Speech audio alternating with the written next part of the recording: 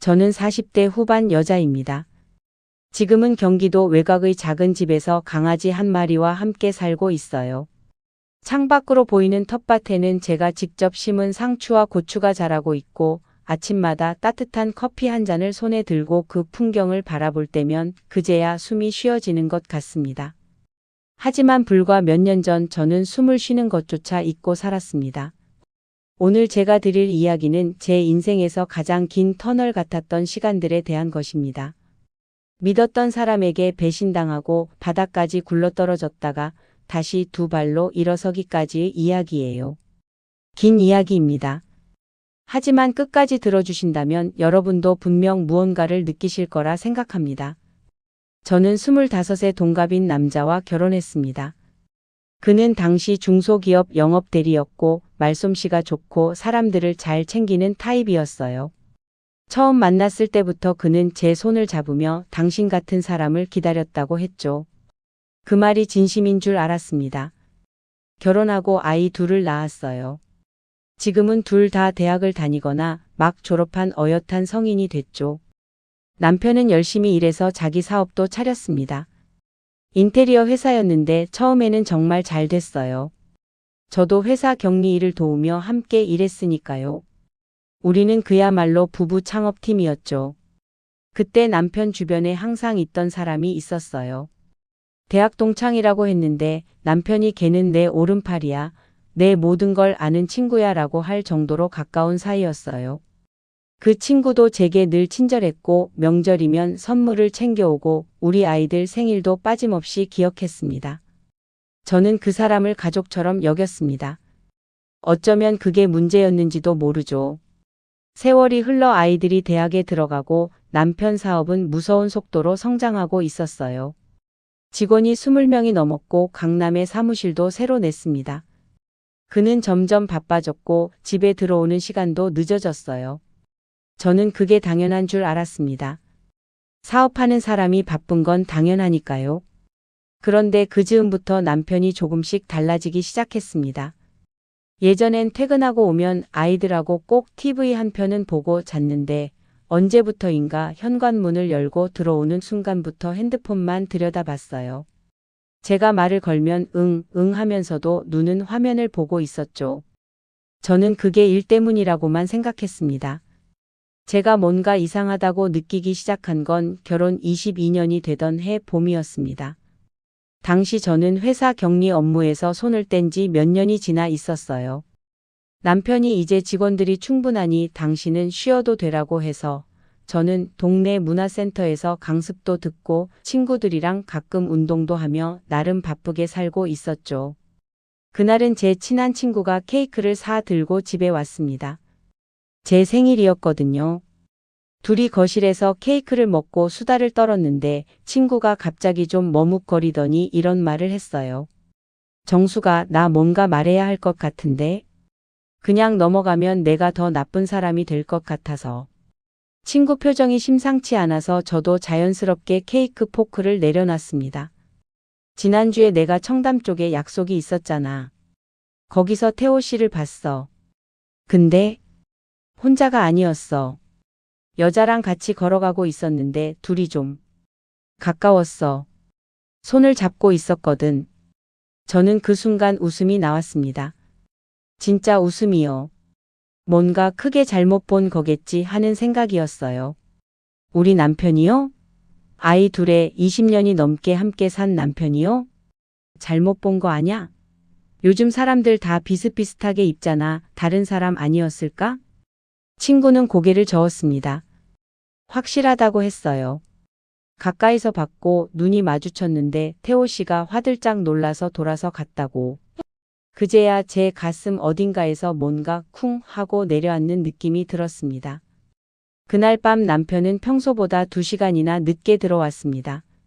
술 냄새가 났고 미팅이 길어졌어 라고 했죠. 저는 아무 말도 안 했어요. 그냥 씻고 자라고만 했습니다. 하지만 그날부터 저는 잠을 제대로 자지 못했습니다. 저는 원래 남의 물건 뒤지는 걸 상상도 못할 사람이었어요. 누군가의 핸드폰이나 지갑을 몰래 본다는 게 제 성격엔 없는 일이었죠. 하지만 친구의 말을 들은 후로 한 달이 지나는 동안 저는 조금씩 변했습니다. 남편이 샤워하러 들어간 사이 핸드폰을 들어봤어요. 비밀번호가 걸려 있었는데 예전에 제가 알던 번호를 눌렀더니 열리지 않았습니다. 비밀번호가 바뀌어 있었던 거죠. 아이들 생일이나 우리 결혼 기념일을 눌러봤지만 다 틀렸습니다. 그 순간 제 손이 떨리기 시작했어요. 그 다음 달부터는 가계부를 다시 쓰기 시작했습니다. 저는 오래전부터 집 살림을 혼자 했는데 남편은 매달 생활비 통장에 일정 금액을 넣어줬어요. 그런데 이상하게도 그 금액이 최근 6개월 새 조금씩 줄어들어 있었습니다. 처음엔 물가 때문인가 싶었는데 따져보니 줄어든 금액이 고정적이었어요. 마치 다른 곳에 일정 금액이 빠져나가고 있는 것처럼. 저는 그때 옛날 제가 회사 격리를 보던 시절이 떠올랐습니다. 다시 회사 관련 통장이나 서류에 접근하는 건 불가능했지만 제 명의로 된 공동 통장 내역을 다시 꼼꼼히 살펴봤어요. 그러다 발견했습니다. 매달 한 번씩 100만 원 단위로 빠져나가는 내역을요. 수령인 이름은 어떤 법인명이었는데 처음 보는 회사명이었습니다. 제가 아는 우리 회사 거래처가 아니었어요. 저는 며칠을 고민하다가 결국 흥신소에 연락했습니다. 인터넷으로 검색해서 후기가 좋은 곳을 찾아갔는데 처음에는 부끄럽고 창피했어요. 남편 뒷조사를 한다는 게 제 자신이 처량하게 느껴지기도 했죠. 하지만 더 이상 혼자 끙끙대는 게 더 무서웠습니다. 3주 뒤 흥신소에서 사진과 서류들을 가져왔습니다. 저는 그 봉투를 받아들고 카페에 혼자 앉아서 천천히 열었어요.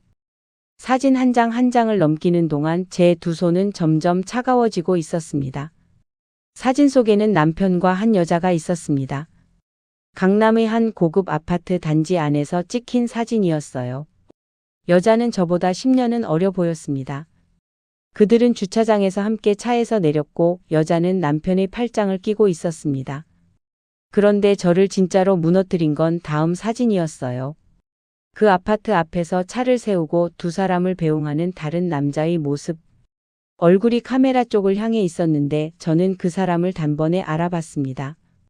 남편이 가장 친한 친구였습니다. 우리 아이들 생일을 챙겨주던 사람. 제가 가족처럼 여겼던 그 사람이 거기에 있었어요. 흥신소 직원이 설명을 이어나갔습니다. 제가 모르는 사이 벌어진 일들이 차례차례 밝혀졌어요. 남편이 만나고 있는 여자는 남편보다 10수년 어렸어요. 그녀는 원래 우리 인테리어 회사에 다니던 직원이었는데 2년 전에 퇴직한 후 홍대 근처에 작은 인테리어 소품 매장을 열었다고 했습니다. 그 매장의 초기 창업 자금이 어디서 나왔는지 여러분은 이미 짐작하시겠죠. 매달 빠져나가던 100만 원이 그것이었습니다. 2년이면 2,400만 원. 하지만 그게 전부가 아니었어요. 흥신소 직원은 더 심각한 이야기를 꺼냈습니다. 남편이 최근 회사 명의로 한 건물에 대한 보증금 계약을 맺었는데 그 금액이 상당했다고 했어요. 내용을 뜯어보니 그 건물은 그 여자의 매장이 확장 이전하기로 한 곳이었습니다. 보증금 출처는 우리 회사 법인 자금이었고요. 그리고 남편 친구. 그는 이 모든 일의 연결고리였습니다. 남편이 그 여자를 소개받은 것도 아파트 계약을 진행한 것도 그 친구를 통해서였어요. 공인중개사 자격증이 있어서 부동산 거래를 중간에서 처리해 줄 수 있었거든요. 오랜 친구 사이니까 믿고 맡긴다는 명목으로. 심지어 회사 통장에서 빠져나간 자금 일부가 그 친구 개인 계좌를 경유한 흔적도 있었습니다. 중간에서 수수료를 챙긴 거죠. 저는 카페에서 그 서류들을 넘기면서 처음에는 아무 감정도 느끼지 못했습니다. 그냥 멍했어요. 20년이 넘는 시간이, 아이 둘을 키운 세월이, 함께 만든 회사가 한꺼번에 흐릿해지는 것 같은 느낌이었습니다. 그 다음에 온 것은 분노가 아니었어요. 슬픔도 아니었습니다. 그것은 일종의 결심이었습니다. 저는 봉투를 덮고 자리에서 일어나 변호사를 찾아가기로 했습니다. 저는 남편에게 아무것도 눈치채게 하지 않기로 했습니다.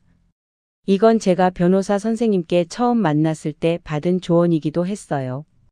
지금 당장 싸우려고 하시면 안 됩니다. 준비를 먼저 하셔야 해요. 상대가 눈치채는 순간 자산을 빼돌리거나 증거를 없앨 수 있습니다. 조용히 꼼꼼하게 준비하는 것이 중요합니다. 변호사 선생님은 40대 초반의 여성 변호사였는데 처음 제가 서류를 내밀었을 때 잠시 표정이 굳어지셨다가 차분하게 말씀해 주셨어요. 그분이 냉정하면서도 단단한 목소리가 저를 다시 세워줬습니다. 저는 그날부터 이중생활을 시작했습니다.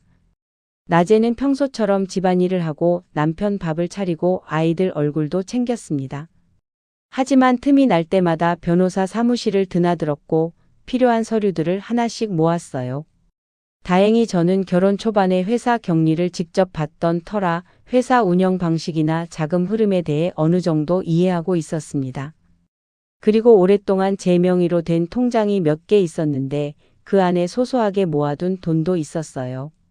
남편이 당신은 살림이나 해라고 했던 그 시간 동안 저는 조금씩 아주 조금씩 제 것을 만들어 뒀던 거죠. 그게 그때는 그냥 습관이었는데 나중엔 저를 지켜주는 방패가 됐습니다. 법적 준비 외에도 저는 아이들과 조심스럽게 대화를 나눴습니다. 둘 다 이미 성인이었지만 부모 이혼 소식을 듣게 될 아이들 표정을 상상하면 가슴이 먼저 무너졌습니다. 큰아이에게 먼저 얘기했는데 생각보다 담담하게 받아들였습니다. 오히려 아이가 저를 꼭 안아주면서 이런 말을 했어요. 엄마, 나 사실 오래전부터 느꼈어. 아빠 이상하다고. 그냥 엄마가 힘들까봐 말 못했어. 그 말을 들었을 때 저는 그제야 눈물이 났습니다. 아이가 저를 걱정해서 혼자 참고 있었다는 게 그게 더 가슴이 아팠어요. 작은 아이도 처음엔 충격을 받았지만 엄마 편이야 라는 말을 해줬습니다. 두 아이가 제 편이라는 사실이 제가 그 긴 시간을 버틸 수 있었던 가장 큰 힘이었습니다. 그렇게 저는 혼자 6개월을 준비했습니다. 거사일은 남편이 생일 다음 날로 잡았습니다. 마지막으로 남편 생일상을 차려줬어요. 아이들도 오고 케이크도 켜고 겉으로 보면 아무것도 달라진 게 없는 저녁이었습니다.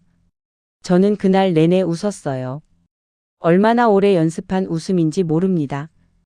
다음 날 아침 남편이 출근하고 나서 2시간 뒤 변호사 선생님께 연락했습니다. 법원에 이혼 소장을 접수했고 동시에 회사 자산에 대한 가압류 신청도 함께 진행했습니다. 남편이 혼자서 자산을 처분하지 못하도록 하는 조치였어요. 그리고 또 하나. 남편 친구에 대한 업무상 횡령 혐의 고소장도 접수했습니다. 회사 자금이 그의 개인 계좌를 거쳐 이동한 내역이 명확히 확인됐기 때문이에요. 남편이 사무실에서 소장을 받은 건 그날 오후였다고 합니다. 저는 그 시간에 짐을 싸서 큰아이 자취방으로 이미 나간 상태였어요. 남편에게서 전화가 왔습니다. 처음엔 호통이었어요. 이게 무슨 짓이냐고 당장 집으로 들어오라고. 저는 조용히 말했습니다. 나 이미 알고 있어. 다 알아. 그 여자도 당신 친구도 회사 자금도. 이제 변호사 통해서 얘기해. 전화기 너머로 한참 침묵이 흘렀습니다. 그러고는 뚝 끊겼어요. 그게 우리가 직접 나눈 마지막 대화였습니다. 그 친구에게도 그날 연락이 왔습니다. 문자였는데 재수 씨 오해가 있는 것 같습니다. 저는 그냥 중간에서 도운 것뿐이에요 라고 적혀 있었어요. 저는 그 문자를 캡처해서 변호사 선생님께 바로 전달했습니다. 오히려 도움이 되는 증거가 됐죠. 이혼 소송은 생각보다 길고 지난했습니다. 남편 측에서 처음엔 강하게 버텼거든요. 자기 명의 회사 자산이 많았고 이혼 시 재산 분할을 최대한 줄이려고 했습니다. 하지만 제 쪽에서 준비한 증거가 워낙 탄탄했습니다. 그 여자랑 같이 찍힌 사진, 통장 이체 내역, 법인, 자금 흐름 분석 자료, 그 친구 계좌를 거쳐간 내역까지. 변호사 선생님은 이 정도면 불리한 쪽은 상대방입니다 라고 했어요. 결정적인 것은 그 여자가 들어간 아파트의 보증금 문제였어요. 그 보증금이 법인 자금에서 나온 것이 입증됐고 이는 남편이 회사 자산을 개인 용도로 유용한 증거가 됐습니다. 저는 회사 공동 운영에 기여한 사람으로서 법적 지위도 확보할 수 있었고요. 재산 분할 협상이 시작됐습니다. 남편 측 변호사가 처음 제시한 금액은 형편없었어요. 저도 모르게 한숨이 나올 정도였습니다. 하지만 저는 변호사 선생님이 이건 협상의 시작일 뿐입니다. 라고 하신 말씀을 믿고 버텼습니다. 몇 차례 협상이 오가는 동안 친구에 대한 수사도 진행됐습니다. 그러니 남편도 동요하기 시작했어요. 그 사건에서 자기 이름이 나올 수 있다는 걸 알고 있었거든요. 결국 남편 측에서 먼저 합의 의사를 밝혀왔습니다. 최종 합의 조건은 이렇습니다. 20년 넘게 함께 일구어온 집과 일부 법인 지분 그리고 현금 자산 일부를 제가 받게 됐어요. 정확한 금액은 말씀드리기 어렵지만 제가 앞으로 혼자서 살아가기에 부족하지 않은 수준이었습니다. 변호사 선생님이 잘 싸우셨어요 라고 하셨을 때 저는 그분 손을 꼭 붙잡고 한참을 울었습니다. 남편 친구 이야기를 따로 해드려야 할 것 같아요. 그는 업무상 횡령 혐의로 수사를 받았고 약 8개월의 법적 과정 끝에 결국 벌금형과 집행유예를 받았습니다. 형량이 크지 않아서 처음엔 억울하다는 생각도 들었어요. 하지만 그에게 벌어진 일들을 생각하면 법 이외의 것이 그를 더 크게 벌했다는 생각이 들었습니다. 그가 그동안 쌓아온 인간관계가 다 무너졌거든요. 그는 주변 사람들에게 나름 좋은 이미지를 갖고 있던 사람이었는데 이 사건이 알려지면서 함께 어울리던 사람들이 하나둘 떠나갔다고 들었어요. 남편도 나중에는 친구에게 모든 책임을 돌리려 했고요. 믿었던 친구한테 결국 배신당한 셈이죠. 어떻게 보면 자업자득이었습니다. 가끔 지인을 통해 남편 친구 소식이 들려올 때가 있는데 지금은 수도권을 떠나 지방에서 살고 있다고 합니다. 공인중개사 일도 더 이상 안 한다고 하고요. 스스로 선택한 결과가 고스란히 돌아온 거죠. 저는 그 소식을 들었을 때 통쾌하거나 시원하다는 감정이 들기보다는 그냥 허무했습니다. 그렇게 좋은 척, 가까운 척 했던 세월이 떠올라서요. 인생에서 진심이 없는 관계만큼 피곤한 게 없다는 걸 저는 그 사람 덕분에 배웠습니다. 불륜 상대에 대해서는 따로 법적 조치를 취하지 않았습니다. 변호사 선생님이 불륜 상대를 상대로 위자료 청구를 할 수 있다고 하셨는데 저는 그 사람에게 더 이상 에너지를 쓰고 싶지 않았어요. 이미 충분히 싸웠고 충분히 얻었으니까요. 앞으로 어떤 선택을 하며 살아갈지는 본인 몫이라고 생각했습니다. 이혼이 완전히 마무리된 후 처음 몇 달은 솔직히 힘들었습니다. 이긴 싸움이었는데도 허탈했어요.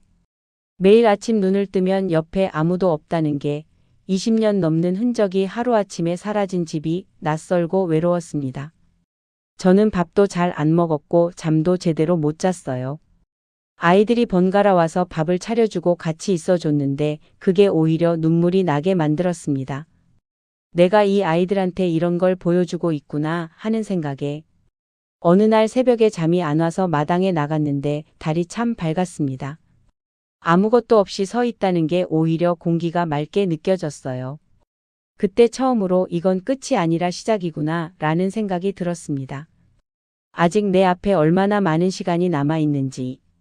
그게 막막하기도 했지만 동시에 가능성처럼 느껴졌습니다. 저는 조금씩 움직이기 시작했습니다. 운동을 시작했어요.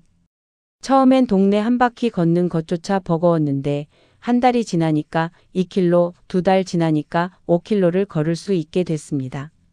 몸을 움직이니까 정신이 맑아졌고 잠도 조금씩 돌아왔어요. 오래전부터 해보고 싶었던 공부도 시작했어요. 결혼하면서 포기했던 자격증 공부였는데 다시 책상에 앉는 게 처음엔 낯설었지만 배운다는 느낌이 오래간만에 살아있다는 기분을 줬습니다. 그리고 텃밭을 만들었어요. 집 마당에 작은 땅을 갈아서 상추, 고추, 방울토마토를 심었습니다. 어느 날 싹이 올라오는 걸 보는 순간 제 가슴이 먹먹해졌습니다. 내가 심은 것이 자라고 있다는 것, 이 작은 것이 그렇게 위로가 될 줄 몰랐습니다. 아침에 일어나면 커피를 내리고 텃밭에 물을 줍니다.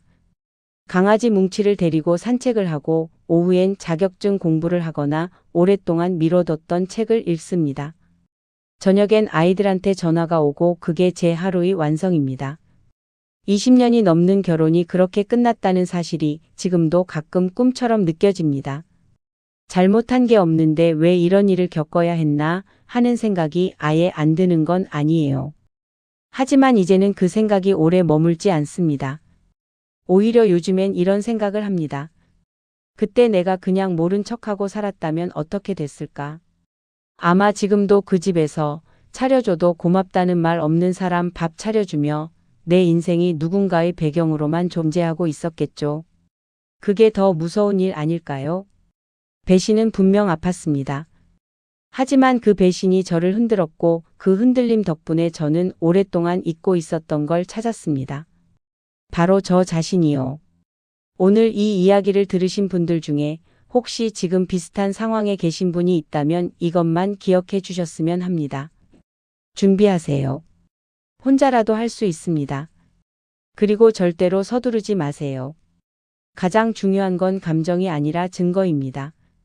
그리고 무엇보다 아직 여러분 앞에 펼쳐질 시간이 훨씬 더 많이 남아 있어요. 저는 지금 이 자리에서 다시 시작하고 있습니다.